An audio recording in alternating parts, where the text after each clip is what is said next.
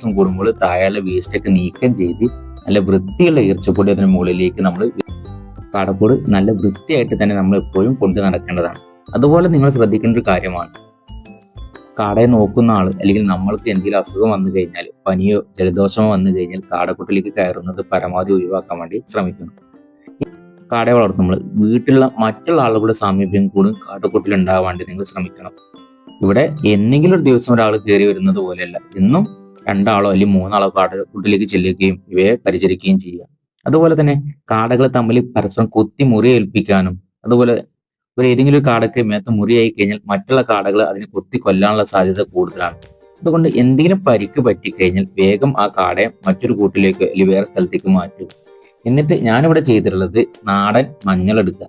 ആ മഞ്ഞൾ നല്ല രീതിയിൽ കല്ലിൽ ഉരതി എടുത്തതിന് ശേഷം അതിന്റെ ആ പൊടി അല്ലെങ്കിൽ ആ നനഞ്ഞിരിക്കുന്നത് ആ വേസ്റ്റ് ഒന്നാകെ കാടയുടെ മുറിയുള്ള ഭാഗത്തു നിന്ന് നല്ല രീതിയിൽ പുരട്ടി കൊടുത്താൽ മതി. അതിന് മുകളിൽ നല്ല രീതിയിൽ ഒന്ന് ഒട്ടിച്ച് വെച്ചാൽ മതി.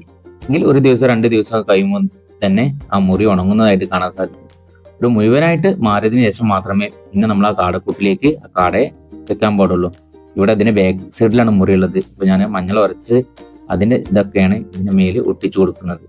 അങ്ങനെ മുറി കണ്ടു കഴിഞ്ഞാൽ പെട്ടെന്ന് തന്നെ നിങ്ങൾ ആ കാടയെ മാറ്റണം, ഇല്ലെങ്കിൽ മറ്റുള്ള കാടകളെ അവയെ കൊത്തിക്കൊല്ലും. കൊന്നു കഴിഞ്ഞാൽ കാട കർഷകനെ സംബന്ധിച്ച് ഒരു കാട നഷ്ടപ്പെടുക എന്ന് പറഞ്ഞു കഴിഞ്ഞാൽ തന്നെ വലിയ നഷ്ടമാണ്. നമ്മൾ ഇവയിൽ നിന്ന് കിട്ടുന്ന